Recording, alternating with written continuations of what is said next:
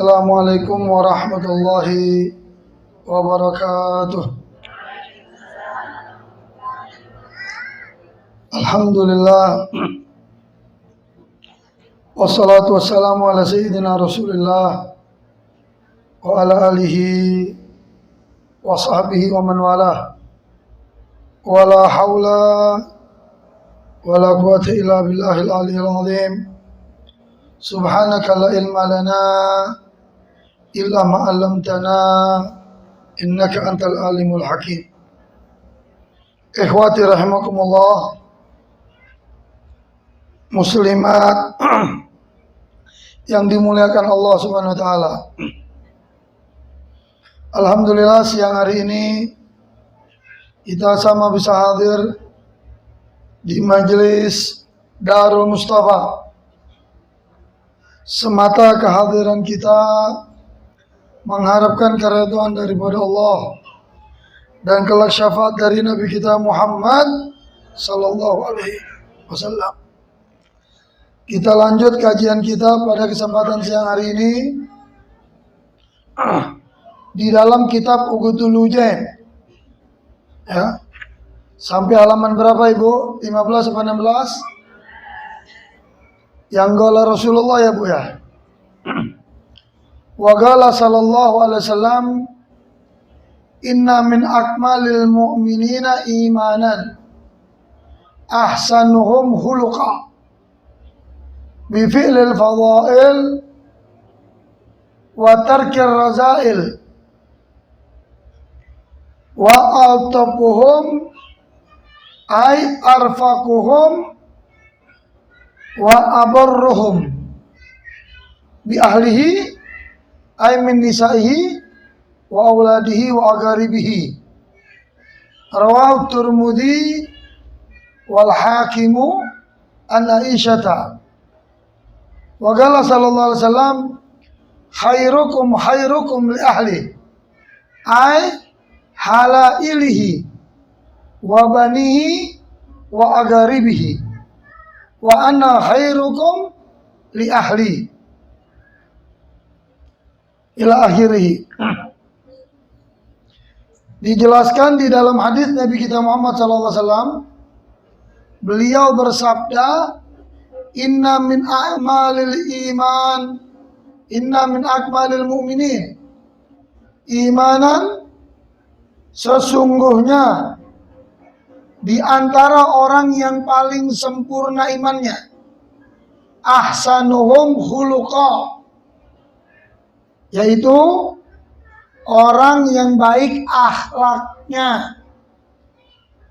Jadi Bu, orang yang dikatakan beriman, yang dikatakan mukmin yang paling baik, bukan karena cantiknya, bukan karena hartanya, bukan karena prestasinya, bukan karena keturunannya, bukan. Tapi yang sempurna imannya seseorang di mata Allah adalah akhlaknya. Karena Nabi sebutkan di dalam hadis, akhlak dulu baru ilmu. Kalau ilmu dulu baru akhlak, jadinya banyak tukang tipu. Betul apa enggak? Ilmu dulu akhlaknya kagak, jadinya tukang tipu. Ya. Makanya ulama yang tukang tipu juga banyak Bu. Iya. Kiai yang tukang tipu juga banyak. Begitu juga yang lainnya. Ya. Nah, kalau ulama yang istiqomah, yang harus diikutin itu ulama, dia tetap mengatakan yang hak itu hak, yang batil itu batil, sekalipun dia harus dipenjara, apapun resikonya, itu ulama panutan yang harus diikutin. Kalau di penjaranya direkayasa, didolimin, nggak salah, seperti Habib Rizik, itu harus diikutin. Itu panutan umat. Beb, masa ulama udah di penjara jadi panutan umat? Saya mau bilangin sama ibu, kalau Imam Syafi'i itu di zamannya di penjara, Bu, dengan rajanya. Habib Ali bin Abdurrahman Al-Habsyi Kuitang, pendiri Majelis Kuitang, pendiri Majelis Batavia di Kuitang, itu ditangkap. Habib Abdullah bin Muhsin Keramat Empang Bogor,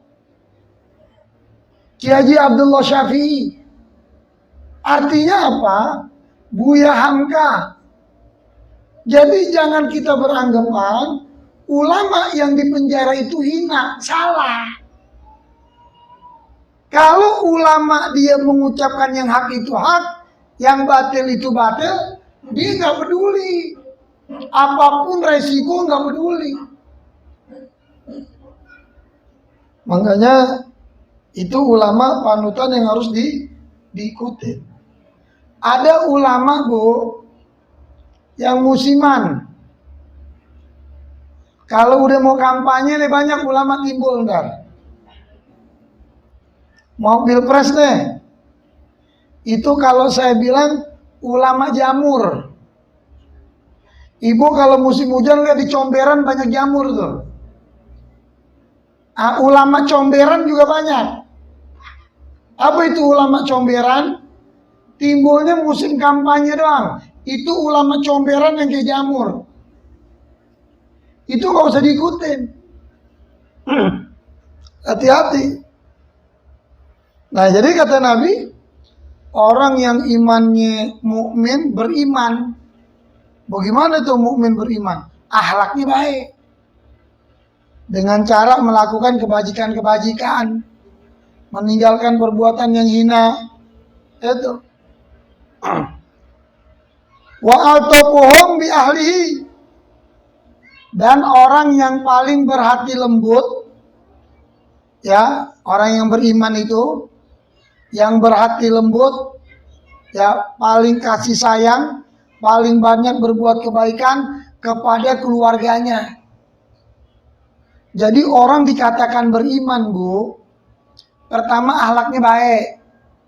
Yang kedua, lemah lembut sama keluarga. Sama keluarga nggak medit. Medit tahu medit? Koret tahu koret? Kikir, buntut gasir, pantat kuning, macam-macam dah udah dah. Tuh orang Betawi bahasanya semua itu. Jadi orang mukmin itu yang pertama akhlaknya cakep, berhati lembut sama keluarga. Siapa yang dibilang keluarga? Istrinya, anaknya, dan kerabatnya. Ini sama orang baik, sama istri kayak setan. Sama orang baik, sama anak kayak musuh. Jangan. Kita kalau mau lihat diri kita beriman, sama istri kita bagaimana? Sama suami kita bagaimana? Sama anak kita bagaimana? Beb, berarti istri kita nggak boleh dimarahin dong. Anak kita nggak boleh dimarahin dong kalau harus kita lembutin. Bukan begitu. Kalau salah, marahin. Anak kalau salah, marahin. Istri kalau salah, sayangin. Kalau istri salah disayangin makin jadi apa makin enggak kira-kira? Ya. Kemudian, jadi zaman sekarang Ibu, ya akhir zaman nih. Makanya kenapa kajian orang perempuan ini penting zaman sekarang. Jadi tahu hak-haknya seorang suami terhadap istri, istri terhadap suami itu dia. Jadi jangan baik sama orang, sama keluarga apa? Pelit. Sama orang royal sama teman. Oh deh, mau makan saya traktir ya makan. Tapi giliran sama saudara, perhitungan banget. Ongkos masing-masing ya jalan-jalan. makan diri-diri. Itu ya. Kemudian hadis yang diriwayatkan dari Tirmidzi dan Hakim dari Aisyah. Rasulullah sallallahu alaihi wasallam mengatakan, khairukum li ahlihi. Orang yang paling baik di antara kamu yaitu orang yang paling baik terhadap keluarganya. Masya Allah. Kan main Rasulullah. Dia bilang apa? Orang yang paling baik di antara kamu, yang paling baik sama keluarga. Allahumma sholli ala sayyidina Muhammad. Ya. Artinya apa? Hak keluarga tuh nggak boleh disembarangin. Warisan. Misal warisan nih. Ada hak nih kan warisan, Bu. Yang punya hak saudara ibu, jangan dikutik-kutik. Biasanya anak paling tua atau paling doyan duit warisan? Anak paling tua atau paling doyan warisan biasanya? Doyan ngakalin. Betul apa enggak? Kalau Habib ngomong begini karena yang curhat, yang ngeluh sama Habib banyak, ratusan. Ini urusan warisan. Adik kakak jadi kagak negor. Ada gak yang begitu? Waduh, jujur banget orang sini nih. Ntar bilangin di mana orangnya ya. Kali aja warisannya masih banyak, Habib mau jadi penengahnya. Kan lumayan. Bisa ngecor Darul Mustafa ke depan jalan parkir situ. Jadi kadang-kadang Bu, ya, ini coba nyari duit kagak. Yang namanya warisan kan, itu rezeki nomplok. Betul apa enggak? Nyari kagak. Apa kagak. Peninggalan orang tua. Jangan diributin bagi yang adil. Beb, saya perempuan pokoknya bagi rata sama laki. Laki nggak pakai dua. Sama satu. Ibu mau pakai aturan akhirat, apa aturan dunia? Kalau orang Islam pakai aturan akhirat, biar orang tua kita di lubang kubur senang. Bagaimana? Laki dua, perempuan satu. Bagi yang adil, Beb. Bagaimana kalau kita mau bagi paruh, mau bagi sama, Beb? Itu bukan warisan. Itu kesepakatan. Yang penting anak yang laki itu reto.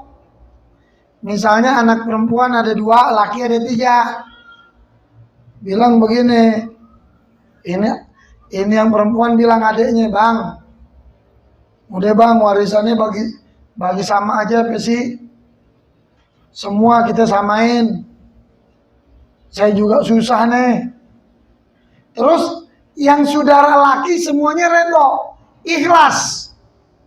Ya udah nggak apa-apa itu dibagi. Tapi kalau ada satu yang laki kagak reto, kagak boleh. Kalau saya mau ajarin begini agamanya, Bu. Bagi dulu, laki 2, perempuan 1, jalanin dulu aturan agama. Udah dijalanin aturan agama, saudara kita yang laki mau ngasih nih untuk adik yang perempuan atau empoknya, kasih aja udah. Begitu. Jadi semuanya dapat. Ya. Ini urusan warisan pakai ngangkat golok. Ya. Kemudian yakni kepada para wanita yang halal, baginya, anaknya dan para kerabatnya. Jadi orang yang paling mulia itu di mata Allah, yang paling baik kepada keluarganya. Siapa itu keluarganya? Istrinya, anaknya, kerabatnya. Jangan sama tetangga baik. Tetangga janda lagi. Sama bini medit perhitungan. Ada yang begitu?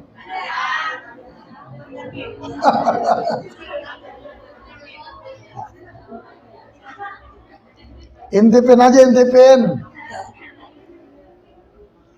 Makanya ntar ada babnya juga. Sekarang ini bab haknya suami terhadap istri. Ntar ada babnya hak istri terhadap suami. Itu. Wa anna khairukum li ahli. Kemudian kata Nabi, dan aku adalah yang terbaik di antara kamu dalam hal berbuat baik kepada keluargaku, kata Rasulullah. Jadi Rasulullah tuh nggak pernah nyembarangin orang. Kita nih kaya nih, punya duit, wajib zakat, betul. Perhatikan saudari kita dulu yang susah. Ibarat orang Betawi bilang begini, Ki Haji Abdullah Syafi'i dia bilang begini, kita buat baik pertama ama yang sekasur. Siapa yang sekasur? Istri. Betul apa enggak? Kemudian habis baik ama yang sekasur, ama yang sedapur.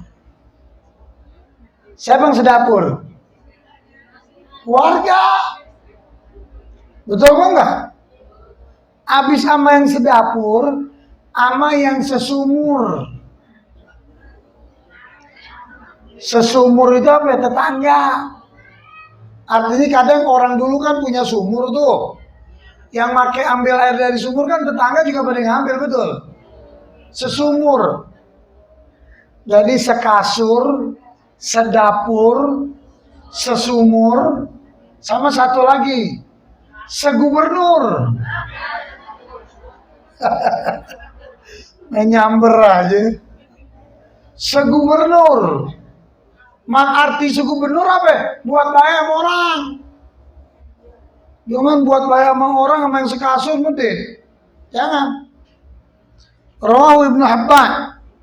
Ini hadis yang diriwayatkan oleh Ibnu Hibban. Wa qala sallallahu alaihi wasallam, khairukum li nisaihi wa ana khairukum li nisa'i. Rawahu an Nabi sallallahu alaihi wasallam annahu qala, man sabara ala su'i khuluqi imratihi atahu Allah minal ajri mithla ma ata Ayyuba alaihissalam ala balaihi. Allah, kan main nih. Sabar sama bini pahalanya gede. Ya. Apa kata Nabi di dalam hadis? Sebaik-baiknya kamu, ya sebaik-baiknya kamu sekalian, yaitu orang yang paling baik terhadap istrinya. Dan aku adalah orang yang terbaik di antara kamu dalam hal berbuat baik kepada istri.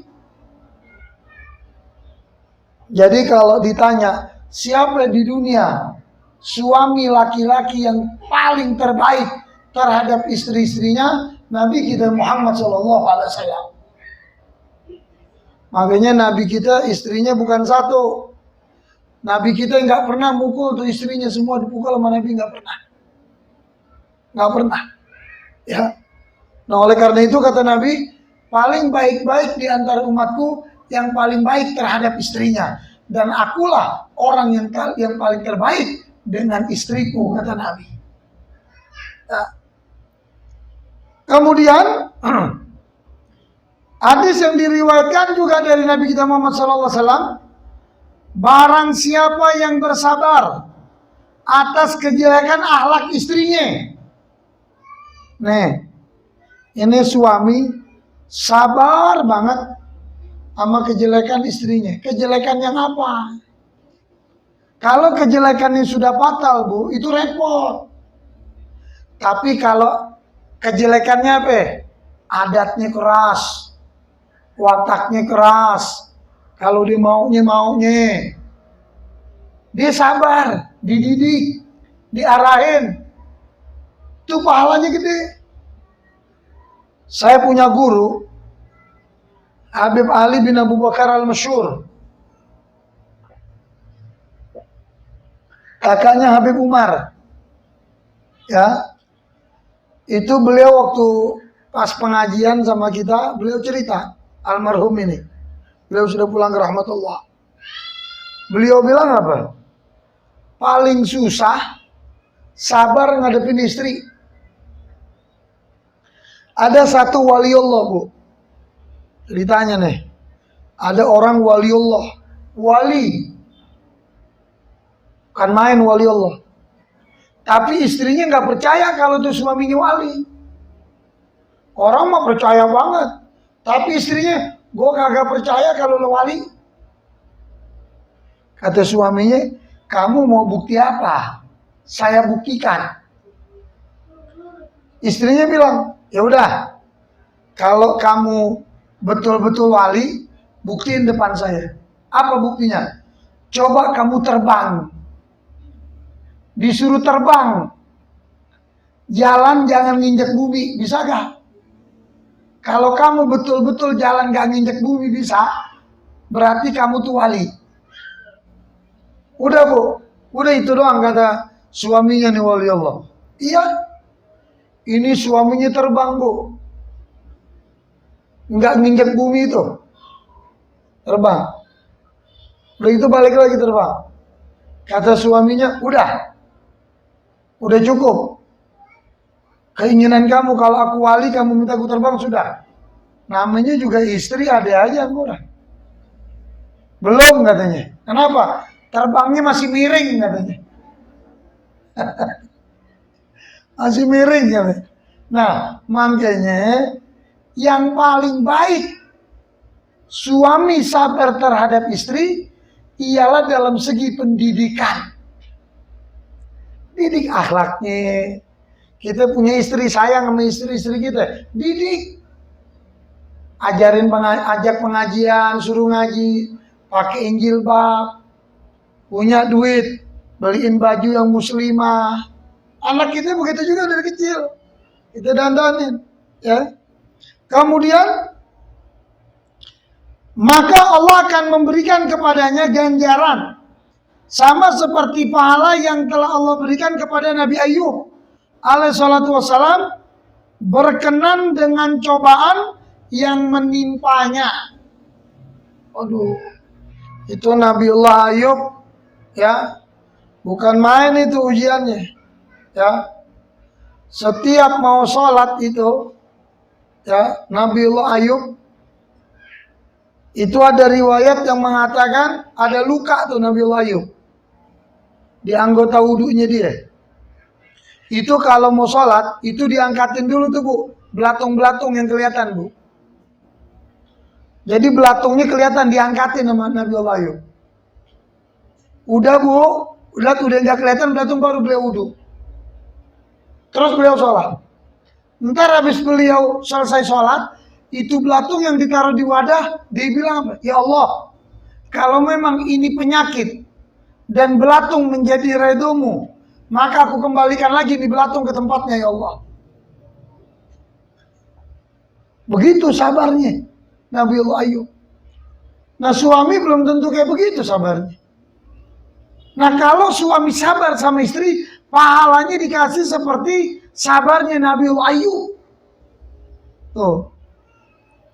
Cuman bini jangan megelin mulu. Kata Habib, sabar, megelin kerjanya. Ya, nggak boleh juga. Ya. Bagaimana caranya nih? Biar jangan sampai suami kita marah. Nah, itu caranya bagaimana? Yang penting. Ya. Fallahu talahu bi arba'ati umur.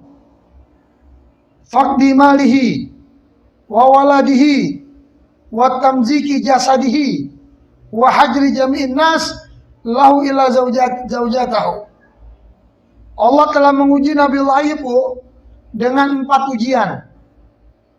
Nih, kalau sabarnya suami terhadap istri, Allah berikan pahala sebagaimana yang menimpa Nabiullah Ayub. 4 ujiannya. Pertama, kehilangan hartanya. Kemudian anak-anaknya, hancur tubuhnya, dan menghindar semua manusia darinya kecuali istrinya. Oh, makanya kalau suami baik sama istri, Habib yakin istrinya juga baik, betul apa enggak? Waduh, betul aja ini. Ya. Fa innahu kana lahu min asnafil mal ibilun wa bakarun wa ghanamun wa filun wa hamirun. Wa kana lahu khamsumi'ah fidanin yatba'uha khamsumi'ati abdin likulli abdin imra'atun wa waladun. Masya Allah. Yang pertama ujiannya, ya, sesungguhnya Nabi Ayub mempunyai banyak harta. Hartanya yang pertama nih yang ditimpa oleh Allah ujiannya, seperti onta, sapi, kambing, punya gajah Nabi Ayub, dan keledai. Dan adalah Nabi Ayub mempunyai 500 ladang yang dikerjakan oleh 500 budak. 500 kebun. Ladang tuh ada 500 ladang yang dipekerjakan oleh budak, 500 budak. Setiap budak itu punya istri dan punya anak dan harta. Bagaimana kekayaan Nabi Ayub? Ya. Dan selalu bersama Nabi Ayub ada 3 orang yang benar-benar telah beriman kepadanya. Mereka itu berumur antara 30 dan 50 tahun. Jadi ujiannya itu bukan main-main. Yang setia dengan Nabiullah Ayub 3 orang tuh. Dari sekian banyak pengikutnya yang setia cuma 3. Usianya 3 itu antara 30 sampai 50. Wa kana iblisun la yahjabu an syai'in minas samawat fayagifu bihinna haitsu ma arada fasami'a salatal malaika ala Ayyub fahasadahu. Allah. Iblis adalah makhluk yang tidak terhalang oleh apapun dari langit. Ia dapat menetap di sana kapan saja dia menginginkan. Suatu saat iblis mendengar para malaikat berselawat untuk Nabi Ayub. Maka timbullah kedengkian iblis kepada Nabi Allah Ayub. Makhluk Allah, Bu, yang paling pintar itu iblis. Itu makhluk yang paling pintar. Tapi itu iblis dikeluarin sama Allah dari surga. Karena kenapa itu iblis? Disuruh sujud sama Allah sebagaimana anak Nabi Adam sujud, itu iblis fa'aba wastakbara. Iblis kagak mau. Itu, Bu, malaikat Jibril waktu diberisikin oleh Allah untuk menyampaikan wahyu kepada kita punya Nabi Muhammad. Sebelum malaikat Jibril menyampaikan wahyu kepada Nabi, itu iblis sudah sampai duluan kepada Nabi. Iblis nyampein, ya Muhammad, nanti malaikat Jibril akan menyampaikan wahyu begini. Sekali Nabi, 2 kali. Begitu ketiga kali, aduh, ini udah bukan rahasia ini. Diketahui oleh orang yang ketiga. Akhirnya Nabi minta kepada Allah, wahai Allah, manakala kamu ingin memberikan wahyu kepada aku, jangan sampai iblis tahu dan memberi aku tahu terlebih dahulu.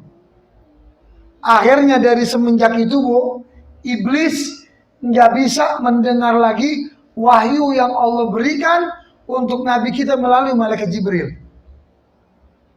Jadi kalau orang pinter, sombong, nggak ada bedanya sama iblis. Ya. Kemudian waqala ilai nadartu fi abdi Ayyub fawajatu syakiran hamidan ala walau ibtalaitahu la raja'an syukrika wa ta'atika faqala Allah intalik faqad sallattuka ala mali fantalaka wa jama'a farid as-sayatin wal jin wa qala lahum qad sulittu ala mali Ayyub wa qala li ifrit minha itil ibila wa ru'atiha fahrikha. Thumma ja iblis ila Ayub fawajadahu ghaiban yusalli faqala la ahraqan nar ibilaka wa ru'ataka. Faqala Ayub alhamdulillah huwa ataniha wa huwa akhazaha. Dan main. Apa katanya ini? Iblis dia berkata, ya Tuhanku, aku melihat hambamu Ayub, lalu aku mendapatinya selalu bersyukur dan memujimu. Ketahuilah, seandainya engkau memberi cobaan kepada Ayub, mungkinkah dia kembali bersyukur kepadamu dan taat kepadamu? Lalu Allah berfirman kepada iblis, pergilah kamu kepada Ayub, aku memberikan kuasa penuh kepadamu untuk membuat apa saja terhadap harta Ayub. Maka iblis pergi dan mengumpulkan setan, ifrit dan jin. Dan dia berkata kepada mereka, Allah telah memberikan kuasa penuh kepadaku untuk berbuat apa saja atas harta Ayub. Ya. Dan berkata iblis kepada ifrit, datanglah olehmu onta-onta dan pengembalanya, lalu bakarlah mereka semua. Lihat nih, Allah mau menguji Nabi Ayub, tapi diuji melalui iblis. Apa yang kata iblis? Wahai Allah, itu hambamu tuh bersyukur bukan main. Kira-kira kalau diuji dia bisa sabar apa enggak? Kata Allah sama iblis, ya udah, kamu datengin aja tuh Nabi Ayub. Coba kamu uji. Apa yang kamu mau silakan kamu uji. Terserah. Didatangin sama iblis. Dibakar ontanya, Bu. Onta Nabiullah Ayub besar bersama-sama pengembalanya dibakar. Kemudian iblis mendatangi Nabi Ayub. Habis dibakar, itu iblis datang sama Nabi Ayub. Lalu ia mendapati Nabi Ayub sedang mendirikan sholat. Dia lihat Nabi Ayub sedang sholat. Begitu lihat Nabi Ayub sedang sholat, ya, ini iblis, dia bingung. Lalu berkata iblis kepada Ayub, api telah membakar semua onta-ontamu dan pengembalanya. Ini Nabi Ayub habis sholat, dibilangin nama iblis, onta kamu udah dibakar, pengembala kamu sudah dibakar. Faqala Ayub, maksudnya apa nih iblis ngomong? Biar Nabi Ayub ini imannya itu patah. Lalu Nabi Ayub berucap, segala puji bagi Allah, kata Nabi Ayub. Dialah yang memberikan semua itu kepadaku dan dia pula yang mengambilnya. Begitu iblis dibilang begitu sama Nabi Ayub, kata Nabi Ayub, biarin. Itu harta dari Allah. Allah yang mau ngambil harta itu nggak apa-apa. Ya, cuma pala dari kami bil ghanam waruatnya. Kemudian dikerjain lagi. Kambingnya dibakar, pengembalanya dibakar. Kemudian datang lagi kepada Nabi Ayub ini iblis dan berkata, angin telah memporak-porandakan tanamanmu. Ya. Kambingnya juga dibakar, pengembala dibakar, ya. Kemudian dibuat lagi angin, hancur tanamannya dengan angin. Maka Nabi Ayub memuji Allah dan menyanjung kepadanya. Nabi Ayub dikabarin jelek-jelek sama iblis. Nabi Ayub cuma bilang apa? Alhamdulillah, segala puji bagi Allah. Tsumma iblis, salitnya ala waladi. Faqala lu intalik, qad salatuka ala waladi. Fadhaba ila waladihi wa zalzala bihimul qasar wa qallabahu alaihim famatu jami'an. Tsumma Ayub wa amara bi waladi fastaghfara. Tsumma qala salitna ala jasadi. Faqala sallatuka ala jasadi ghaira qalbi wa lisani wa aqli. Fadhaba ila Ayub fawajadu sajidan fajaw min qabli wa nafa min mukhzi nafhatan istara minhu jasaduhu. Ini ujian bukan main lagi. Anak-anaknya diuji sama iblis. Ya. Anak-anaknya ini diuji. Rumah Nabiullah Ayub dirobohkan. menimpa keluarga anaknya pada mati semua. Kemudian iblis mendatangi lagi Nabi Ayub dan berkata tentang kematian anaknya dan keluarganya. Maka Nabi Ayub enggak marah. Nabi Ayub cuma apa? Astagfirullah. Cuma bilang astagfirullah, kata Nabi Ayub. Kemudian iblis berkata, ya Allah, berikan kepadaku kuasa penuh atas tubuh Ayub. Ini iblis enggak puas. Anaknya udah habis. Rumahnya udah dirubuhin. Kata iblis sama Allah, ya Allah, berikan kuasa aku kepada tubuhnya. Lalu Allah berfirman, ya, kuasa penuh atas tubuh Ayub kecuali hati, lidah, dan akal pikirannya. Ini iblis minta, ya Allah, kasih aku kekuasaan deh untuk nyakitin tubuhnya Nabi Ayub. Diizinin sama Allah, kecuali 3 yang gak boleh. Hatinya, hartanya, hatinya, lisannya, ya, itu yang gak boleh.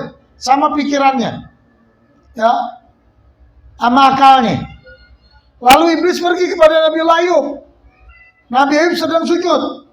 Maka iblis mendatangi dari arah wajah Nabi Ayub dan menghembuskan ke dalam 2 lubang hidungnya dengan tiupan angin yang membuat panas tubuh Nabi Ayub. Fadhaba ila Ayub fawajadahu sajidan. Faja min qibali wajhihi wa nafa min khaziti nafatan syaghala min jasadihi. Wa waqa fi hikkatun fa hakka bi adwari hatta sagadat kullaha. Thumma ka bil musi al khashanati thumma bil fikhar wal hijara. Falam yazal yahkiha hatta tagata jasadu wa atanna fakhraja ahlul qariyata wa ja'alu ala kanasatin lahum wa ja'alu ala arishan fahajar an-nas kullum ila zawjatahu al-musammatu rahmah fakanat takhdimuhu bima yuslihu wa ta'tihi bitu'am wa hajarat thalathata alladziina amanu wa lam yatruku dinahum. Kesimpulannya, itu hidungnya Nabiullah Ayub ditiupkan angin oleh iblis yang sangat panas itu angin. Dan terjadilah pada tubuh Nabiullah Ayub, ya, sampai Nabi Ayub itu kegatelan karena panas. Kukunya sampai copot, Bu. Kuku-kuku Nabiullah Ayub itu sampai copot. Kemudian Nabi Ayub menggaruk kain lap yang kasar, kemudian dengan genteng dan batu. Enggak cukup, Bu, pakai baju kasar untuk ngegaruk yang gatal, pakai genteng sama batu digaruk. Badannya digaruk pakai genteng sama batu. Ya. Maka tidak henti-hentinya beliau menggaruk sampai rusaklah tubuh Nabi Ayub dan berbau busuk, Bu. Rusak tubuhnya, Bu, Nabi Ayub karena dikerjain sama iblis. Ya. Lalu Nabi Ayub dikeluarkan oleh penduduk kampung tersebut dan mereka menetapkan Nabi Ayub di tempat pembuangan sampah. Dan mereka hanya membuat sebuah gubuk sebagai tempat tinggal Nabi Ayub. Begitu baunya busuk, Bu, ini orang kampung nggak tahu kalau Nabiullah Ayub ini adalah seorang nabi. Dibuang di dekat tempat sampah, dibikinin gubuk di situ. Dan orang-orang menjauh dari Nabi Ayub. Seluruhnya orang kampung jauh, nggak mau dekat sama Nabi Ayub karena bau. Kecuali istrinya yang bernama Rahmah. Istri Nabi Ayub namanya Rahmah. Ada yang namanya Rahmah di sini? Ada gak? Adanya Rahmah. Maka istrinya itu yang tetap setia melayaninya dengan segala sesuatu yang dapat membantu penyembuhannya serta menyediakan makanannya. Istrinya setia. Orang menjauh, istrinya tetap mendekat. Dibawain makanan, diurusin. Dan ikut menghindarinya 3 orang yang telah beriman. Namun mereka tidak meninggalkan agamanya. Wallahu a'lam bishawab.